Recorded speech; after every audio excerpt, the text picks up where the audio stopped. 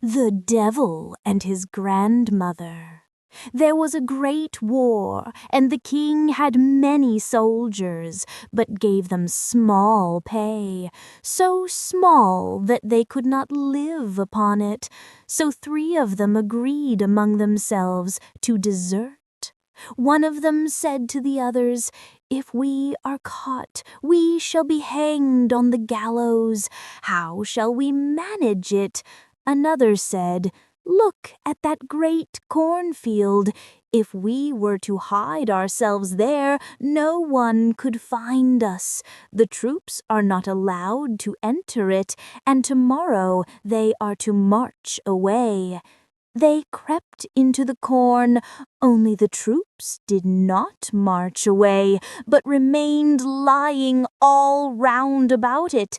They stayed in the corn for 2 days and 2 nights, and were so hungry that they all but died. But if they had come out, their death would have been certain. Then said they, "What is the use of our deserting if we have to perish miserably here?" But now a fiery dragon came flying through the air, and it came down to them and asked why they had concealed themselves there. They answered, "We are 3 soldiers who have deserted because the pay was so bad, and now we shall have to die of hunger if we stay here, or to dangle on the gallows if we go out." "If you will serve me for 7 years," said the dragon, "I will convey you through the army so that no one shall seize you."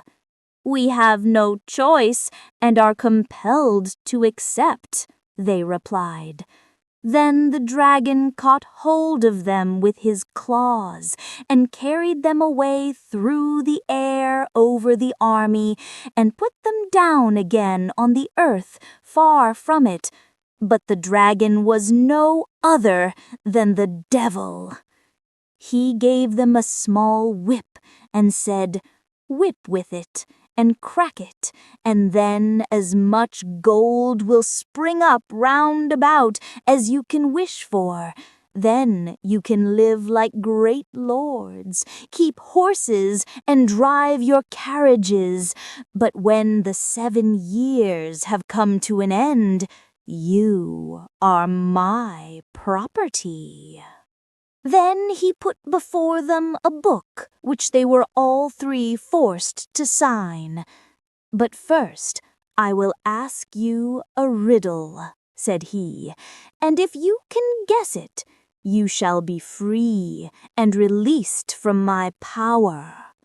Then the dragon flew away from them, and they went away with their whip, had gold in plenty, ordered themselves rich apparel, and traveled about the world.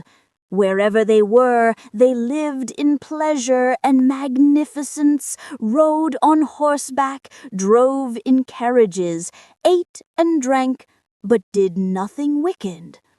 The time slipped quickly by, and when the 7 years were coming to an end, 2 of them were terribly anxious and alarmed, but the 3rd took the affair easily and said, "Brothers, fear nothing. I still have my wits about me. I shall guess the riddle." They went out into the open country and sat down, and the 2 pulled sorrowful faces. Then an aged woman came up to them, who inquired why they were so sad. "Well," said they, "what has that got to do with you? After all, you cannot help us." "Who knows?" she said. "Just confide your trouble to me." So they told her that they had been the devil's servants for nearly 7 years, and that he had provided them with gold as though it were hay, but that they had sold themselves to him, and were forfeited to him if at the end of the 7 years they could not guess a riddle. The old woman said, "If you are to be saved, one of you must go into the forest. There he will come to a fallen rock which looks like a little house. He must enter that, and then he will obtain help." The two melancholy ones thought to themselves, "That will still not save us," and stayed where they were.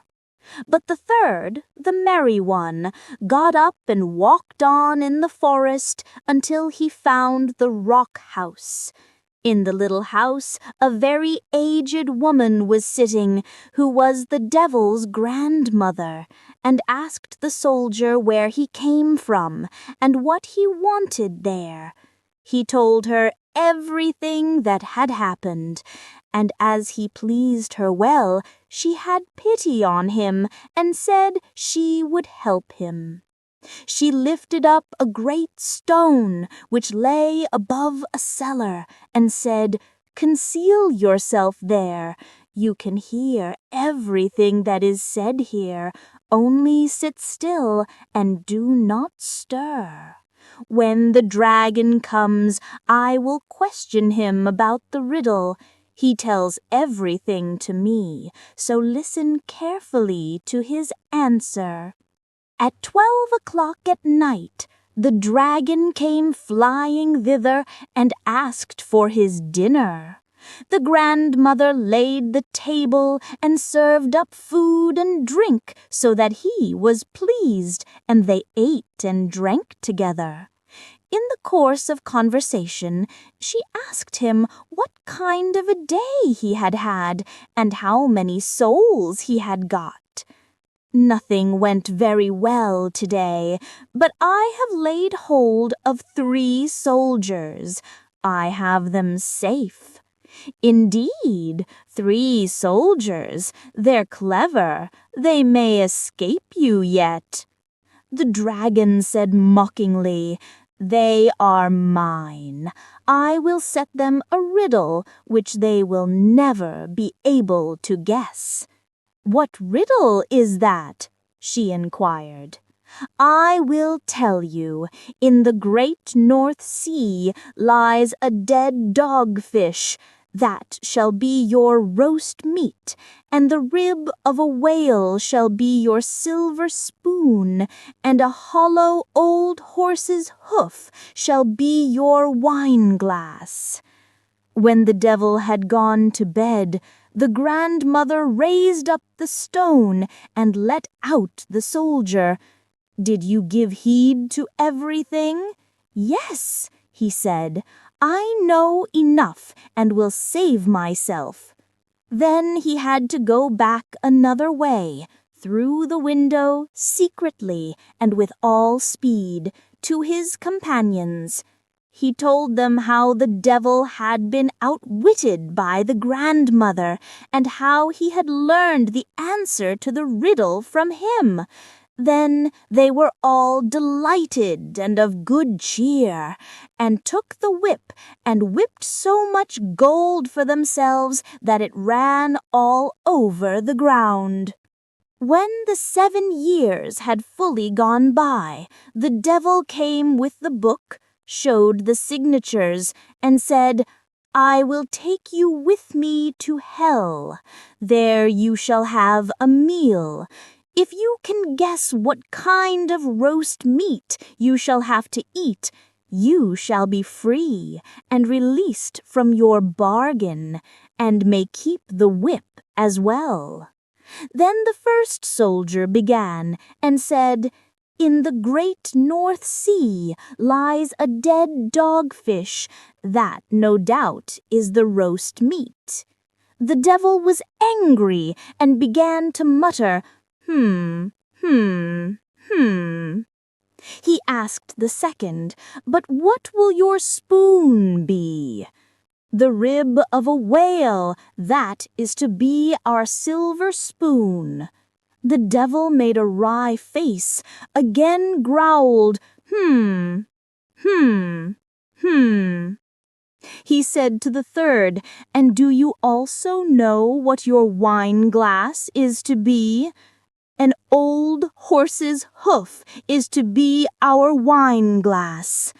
Then the devil flew away with a loud cry and had no more power over them, but the three kept the whip, whipped as much money for themselves as they wanted, and lived happily to their end.